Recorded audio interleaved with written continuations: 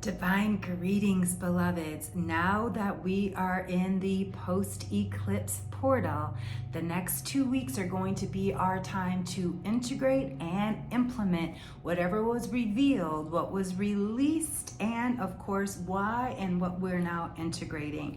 Let's get into it. Welcome, beloveds. I am Tanya Melendez, creator of Chart and Soul Astrology, founder of Cosmicnomics, and we are now wrapping up a 2-week portal period of the first eclipse season of 2026. I mean, we're still in the early stages of 2026 and we see the astrology has been doing its thing. So let's talk about this eclipse doorway now that we are in the post-eclipse experience. So we're on the other side. Whatever came up, whatever came through was here to be, again, as I said, activated, challenged, or revealed, or released. Something got eclipsed out so something new could be eclipsed in. And I don't know I don't know about you, but it was an intense day. And again, I still have my head covered because that eclipse energy, as a triple Cancer, I really feel the power of the eclipse energies. And I was actually born during a partial solar eclipse. So I'm very, very sensitive, and I'm a triple Cancer or Cancer stellium. So I really, really feel it. And I know many of us feel these different currents. Many of us especially feel Mercury retrograde, which we are now in the halfway point.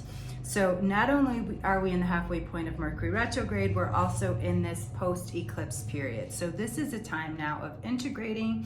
This is a time of us really learning to live with the changes of the things that got eclipsed out. And I know I had to go into some of the darkest places, which is the energy of Pisces, Mercury and Pisces taking us into the depths, into the darkness. And it's not darkness like it's bad, it's evil. It's taking us into the parts of ourselves where it took us and is taking us into the parts of ourselves that we often struggle with. And again, because Pluto is the furthest, thinking about Pluto and Mercury and all the things and all my things. But anyway, sorry for that, because Pisces takes us down so deep. Sometimes it dredges up things, and that's what I want you to see that this Mercury retrograde was doing, was dredging up some of the darkness, some of the things that needed to be clarified and cleared out, even if it felt heavy, feels heavy, and or dark. And when I say dark, as I mean, I'm not calling it bad. There's no judgment or evil, and maybe it was evil. Many of us realize if we are, especially as light workers, as light warriors, I like to say, spiritual warriors, we do sometimes, myself included, I am not excluded from this, have to look at the darkest places in my mind so I can burst light through it, into it, so it can then disperse and disband. That's what I mean when I say something has to be eclipsed out, because we often don't want to do that work. We often want to hide. This is why we get distractions. This is why we have addictions.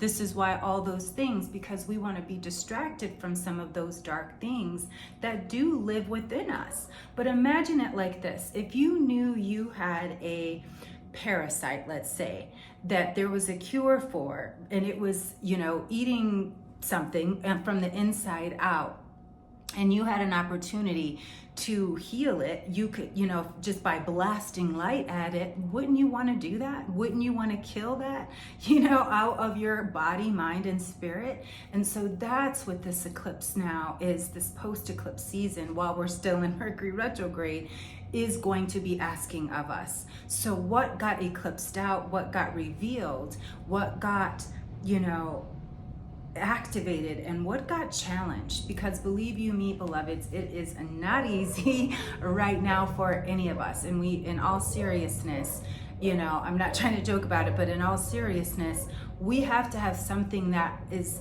definitely guiding us more so than what we're seeing with our eyes. And this is why when I share astrology, I share from that place of it being within us. And this is why I also love sharing astrology and really focusing on the body. And I'll give you 2 tips. So we know that Mercury rules communication, right? And that energy, that all of the things that connect in our body, including our nervous system. So if you're feeling really, agitated, this is a time for the salt baths, warm salt baths. Why? The water is feminine energy. The salt will help dissipate some of the negative toxic energy and pull it right out. Also, why you want to do a warm salt bath, because Pisces energy rules the feet. So do a foot soak. We know we have tons of foot, foot reflexology. I remember there was even a woman back in the day that did toe readings, and so our feet hold so much, which is why we have to go do grounding. That might be something to do now as well, because remember, we are in the year of the fire horse. Now you know what I was saying. And since the fire horse began 2 weeks ago, look at what has happened out there in the world. This is fiery, masculine energy that I had been telling us about for a while. So the only thing that can support and balance us in that masculine energy that we're all experiencing on the outside world is to anchor in and align with our feminine power and that energy of water. So I hope you had a chance to peek at this week's color astrology flip through, and I'm going to dive in now to today's color on March 4th, and it is Risada. It is spiritual, private, productive. If you were born on this day, you have the necessary discipline to accomplish whatever you set out to do.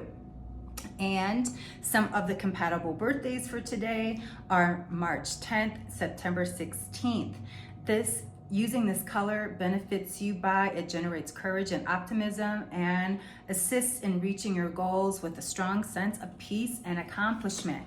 So as you can see, I try to use some of that Risada today. How are you going to use it? And so just giving you a quick flash of what is in store for us for the rest of the week. So here is Risada, then we're going to Blue Light, Pastel Lavender, Pink Dawn, and Mellow Rose. So come back next week for some more color astrology and your weekly Astro Alchemy.